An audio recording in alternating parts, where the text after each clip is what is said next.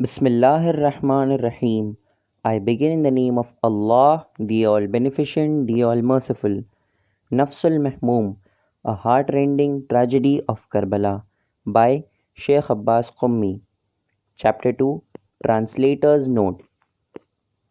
Praise be to Allah with all the hymns by which He is praised by the angels, who are nearest to Him by His creatures, who are most honorable in His sight, and by those adorers who are best approved by Him.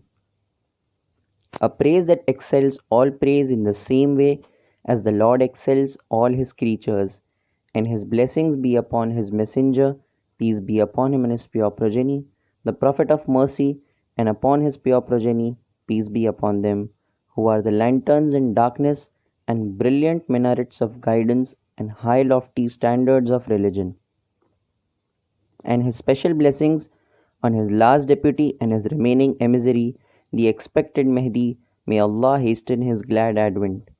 Mankind has been confounded by the question of immortality since time immemorial. Philosophers and saints alike have grappled with the question, spending considerably time and energy. But none other than Islam has propounded this great fortune in its entirely personified in the image of a martyr, that is Shaheed, in the way of righteousness, the way of Almighty. Martyrdom, that is the Shahada, is the perfection of faith and the pinnacle of submission, that is the basis of Islam. Not surprisingly, Islam has offered martyrdom as the ultimate goal of the pious and views it as a complete proof of piety, and consequently has guaranteed the martyr immortality as a logical outcome of his sacrifice. The Holy Quran elucidates this great honor in the following words: Think not of those who were slain in the cause of Allah as dead. Nay, they are alive, finding their sustenance with their Lord. The Holy Quran, Surah Al Imran, verse 169.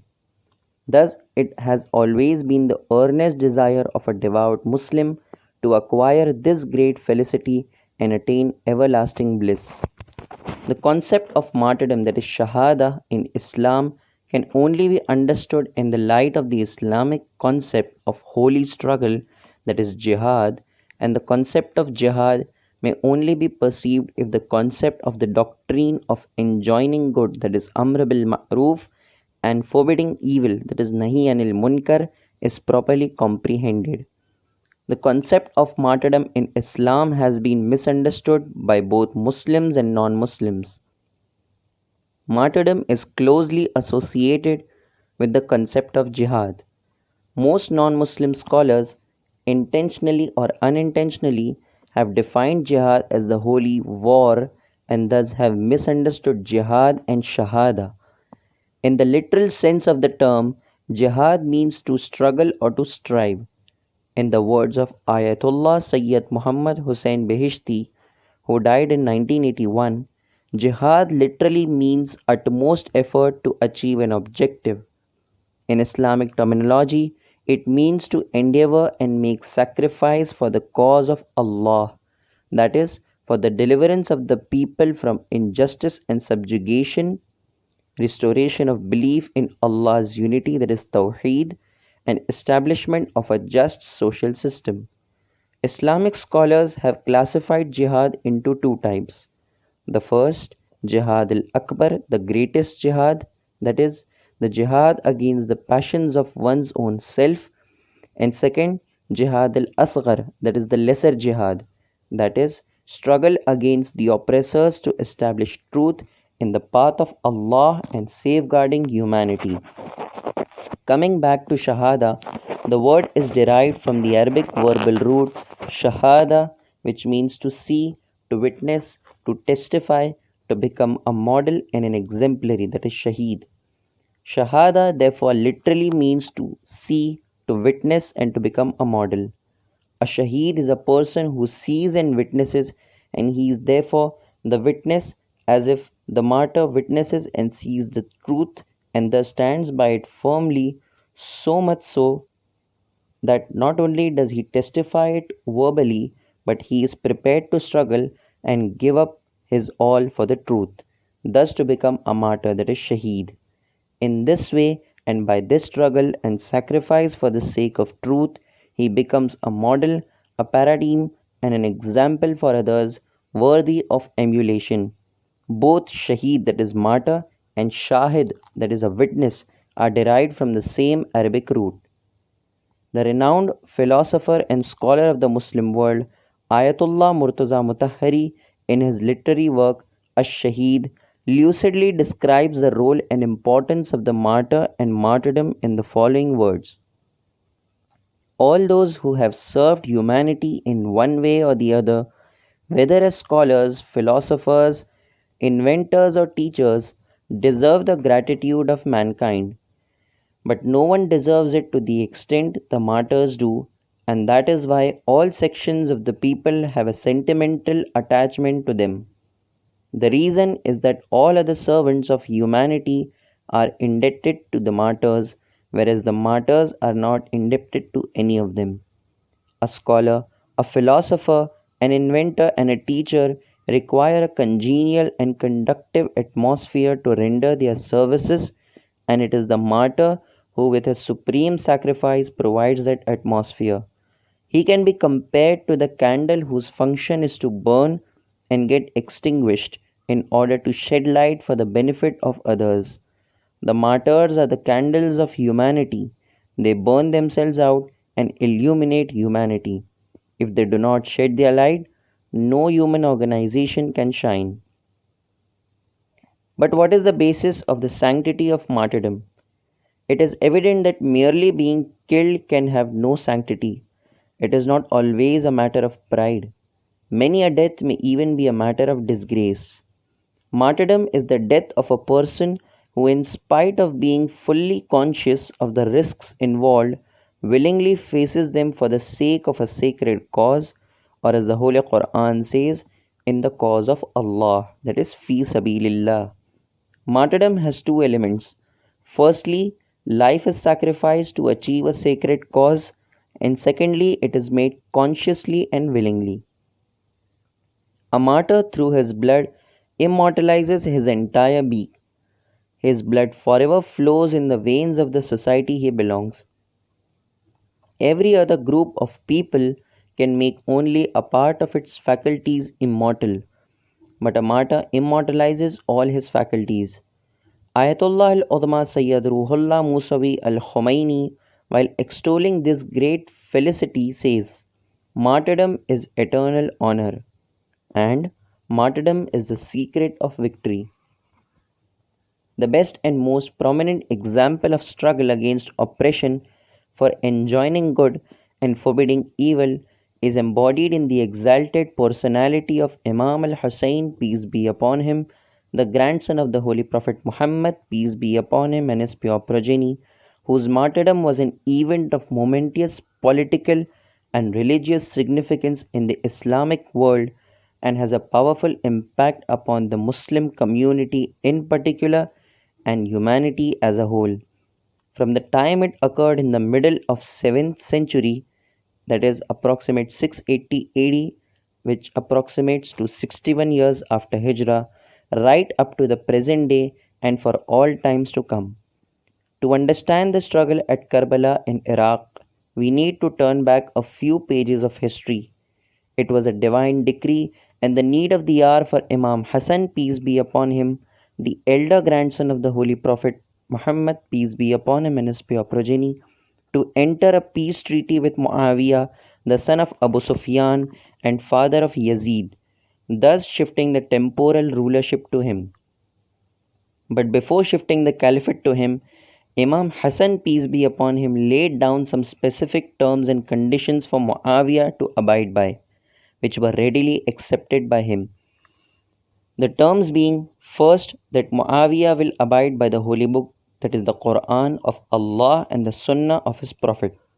Second, that he shall have no authority to nominate anyone as his successor, and the caliphate will be surrendered back to the custody of Imam Hassan, peace be upon him, to be followed by his brother Imam Hussein, peace be upon him.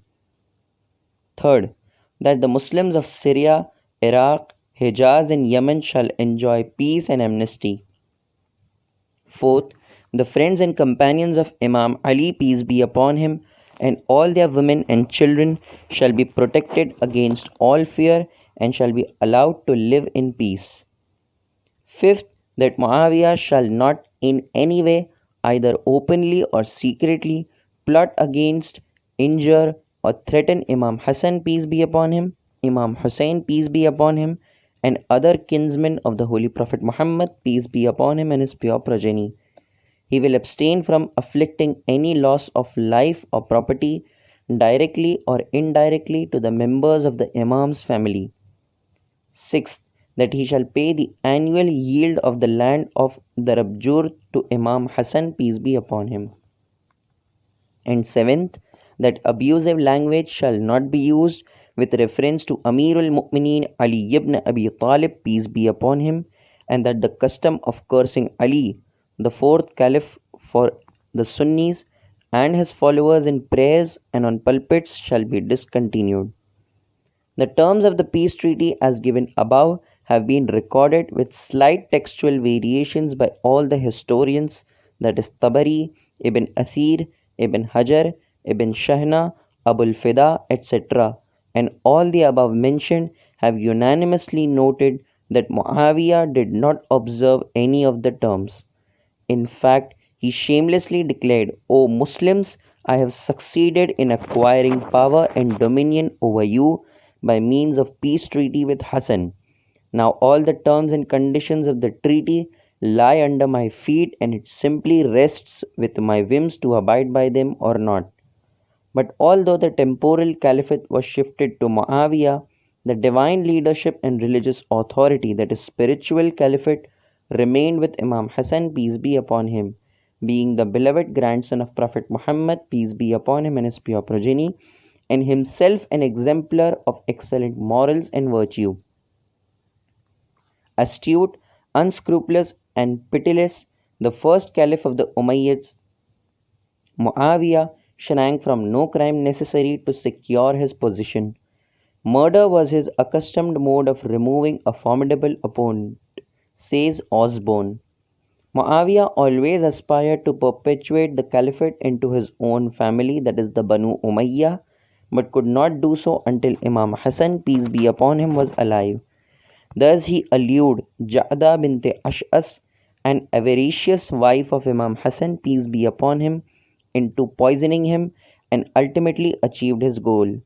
The ground being now clear, yet his insecurity remained for the younger brother of Imam Hassan, peace be upon him, namely Imam Hussein, peace be upon him, the only surviving grandson of Prophet Muhammad, peace be upon him, and his pure progeny, who was still alive and would voice his protest if Muawiyah openly tried to transgress the covenant of the peace treaty. Imam Hussein, peace be upon him, succeeded his brother in Islamic leadership and divine authority, himself being an embodiment of virtue and ethics. When Muawiyah sensed that this end was near, he feared that the caliphate would revert back to younger brother of Imam Hassan, peace be upon him, after his death, as was specified in the terms of peace treaty. In furtherance of his own treacherous designs, and at the suggestion of the guileful people like Mughira bin Shu'bah, he started taking the oath of allegiance for his son Yazid, thus securing the caliphate in his own family. Muawiyah died in 60 years after Hijrah, after securing the oath of allegiance for his son Yazid, who thus assumed the caliphate forcefully. Muawiyah's son Yazid, says Philip Hitti, was the first confirmed drunkard among the caliphs and won the title Yazid al-Khumur, the Yazid of wine. One of his pranks was the training of a pet monkey, Abu Qais, to participate in his drinking bouts. To quote Ibn Athir, a famous Muslim historian, Yazid was notorious and well known for his love of numerous musical instruments, passion for hunting, and play with young boys, dogs, monkeys, etc. Every morning he rose still drunk. His monkeys and young boys wore gold caps. If a monkey died, he spent a considerable time in mourning it. As cruel and treacherous as Muawiyah, writes Justice Amir Ali, Yazid did not like his father, possessed the capacity to clothe his cruelties in the guise of policy. He depraved nature knew no piety or justice. He killed and tortured for the pleasure he derived from human suffering. Addicted to the grossest of vices, his boon companions were most condemned of both sexes. Yazid's disbelief is well apparent from the verses he recited after the murder of Imam al Hussein, peace be upon him. I wish those of my clan who were killed at Badr and those who had seen the Khazraj clan wailing in the battle of Uhud on account of lancet wounds were here. They would have hailed me with loud cries and said, O Yazid, may your hands never be paralyzed, because I have killed the chiefs of his clan, that is the Prophet's clan. I did so as revenge for Badr, which has now been completed. The Bani Hashim only played a game with government. There has come no message, that is Risala from Allah, nor was anything revealed as Wahi. I would not belong to the Khandaq family if I had not taken vengeance upon the descendants of Muhammad. We avenged the murder of Ali by killing his son, a horseman and a brave lion. Immediately after coming to power, Yazid started demanding the oath of allegiance, that is the bay'ah, from one and all by all means of force, threats, or bribes, including the grandson of Prophet Imam al Hussein, peace be upon him. Paying allegiance was an old Arab practice that was carried out in important matters such as that of rulership and authority. Those who were ruled, and especially the well known among them, would give their hand in allegiance, agreement, and obedience to their king or the one in authority, and in this way would show their wholehearted support for his actions without any opposition to him. Acknowledging Yazid would have implied according sanctity to all his sinful deeds by none other than the grandson of Prophet Muhammad, peace be upon him, and his pure progeny, the messenger of Allah, and which would in future have constituted the tenets of Islam. Almost all of the Muslim community had pledged the oath of allegiance to Yazid, some under the influence of wealth and status, while others under pressure. Thus, allegiance was demanded from Imam al Hussein, peace be upon him, and he had a firm no. This no of the Imam had enraged Yazid. But why? Apparently, Hussein's single vote mattered very little, but no, it mattered very much, as it was not simply a vote, it was a veto. It would have been a confirmation of his actions in caliphate by none other than the only surviving grandson of the Holy Prophet and the most powerful candidate to the caliphate, who was more entitled to succeeding his grandfather than Yazid himself. Imam Hussein strongly protested against this in the following words: Yazid is corrupt, habitually drunk, killer of innocents, and notorious for his vices. A person like me can, under no circumstances, agree to take the oath of allegiance to such a immoral and debased person like Yazid. Allegiance to Yazid was death to Islam, and the affirmation of his rule was a negation of all ethical and moral values. Mas'udi says that whoever accepted the slavery of Yazid by wearing fealty at his hands was spared, otherwise he was subjugated. Thus, the meaning of allegiance to Yazid was not merely the acceptance of a new caliph, but it meant to sell one's religion and faith in slavery to a tyrant. It was left to Imam al Hussein, peace be upon him, that he should either swear the oath of allegiance to the tyrant Yazid and thus lead a humiliated life, or be killed and thus attain the greatest felicity, martyrdom, and immortality. And Imam Hussein, peace be upon him, most generously replied, Death with honor is better than a life of degradation. Thus he was forced to leave his hometown, Medina, and seek refuge in the sacred sanctuary, the Kaaba, but was compelled to depart from there too and settle at a land devoid of water or vegetation named Karbala, literally meaning grief and trials. Imam Hussein, peace be upon him, said, Surely this is the plain I was in quest of. This is the plain where my holy grandfather had prophesied that I, with all my companions will lay slain. Here will the garden of Fatima be cut and destroyed. I cannot and I will not move from this place. I have reached the destined destination. Vehemently pursued, Imam Hussain, peace be upon him, ultimately found himself a reluctant party to the greatest battle of all times, a struggle of truth against falsehood, humanity against villainy, righteousness against evil, justice against corruption. The grandson of the Holy Prophet Muhammad, peace be upon him, and his pure progeny, stood in the scorching heat of Karbala along with 72 of his companions, thirsty and weary, but with a firm determination against the huge army of 70,000 men, satiated and well equipped with arms. His friends, companions, brothers, sons, nephews, including his 6 month old baby, fell martyr one after the other, zealously offering their lives for truth. Even after this, the Imam's strong determination and resolute stand could not be repressed. Time and again, through his speeches, he relentlessly made them see the truth.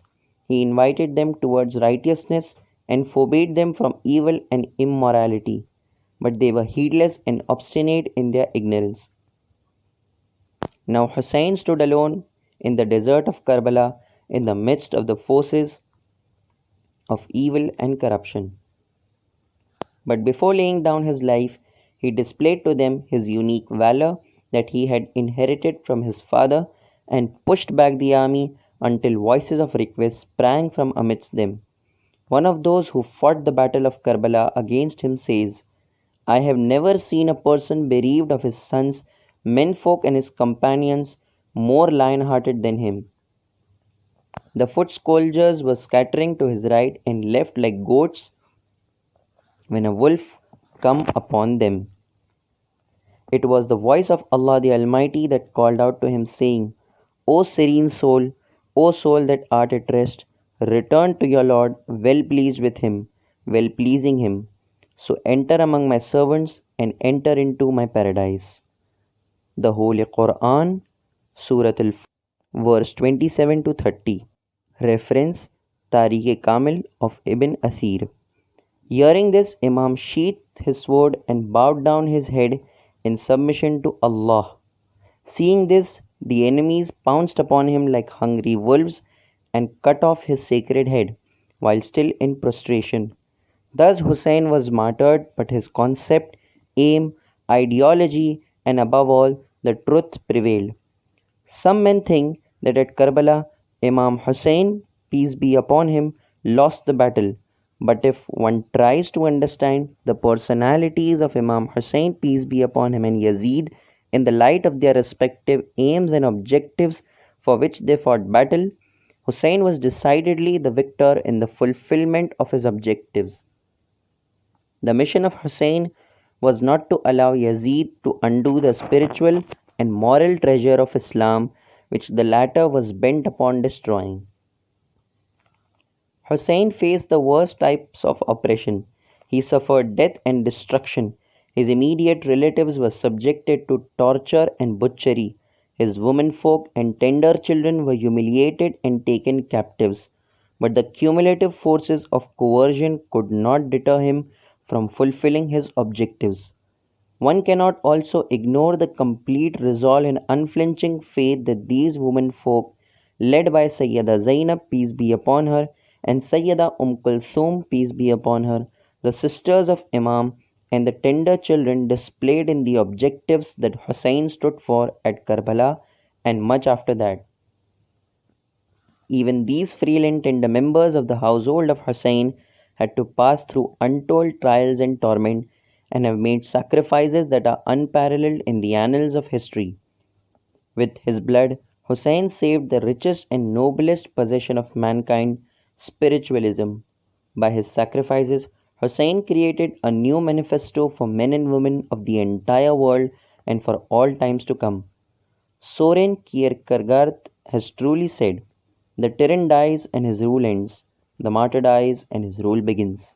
At this juncture of human history, when humanity has achieved a significant position On account of its advancement in the field of knowledge, it can better understand Imam Hussein, peace be upon him, and his ideals.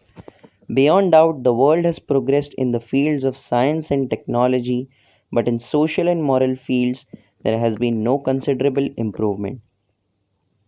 Frustration is the general theme, and people appear to be groaning under the stress of malaise. Further, materialism seems to have eaten up the vitals of life. The only remedy is spiritualism, and where there is spiritualism, there is Husseinism. Those who are groping in the dark and are in search of light and life may approach Hussein, for he provides both. It is now up to all to maintain his remembrance, the grand legacy that is the Azah, passed on to us by the infallible Imams, peace be upon them, and the eminent scholars.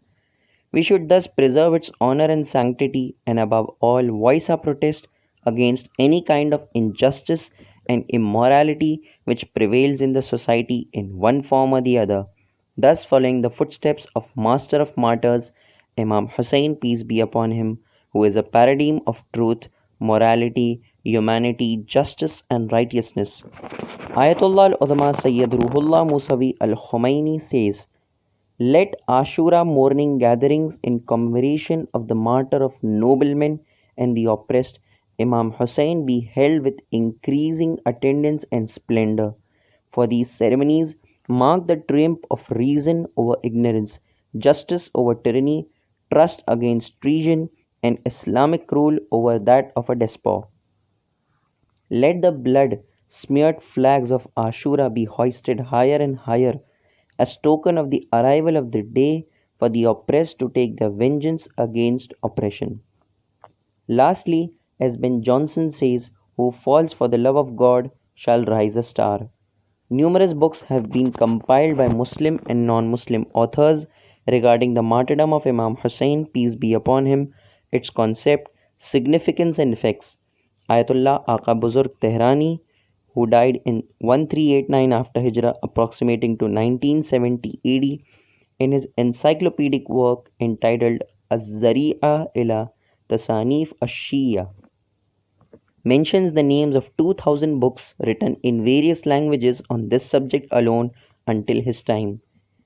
The pioneer in this field was Asbaq bin Nubata Mashaji'i, who died in 140 after Hijrah, was one of the distinguished companions of Imam Ali, peace be upon him, who was very much alive during the tragedy of Karbala.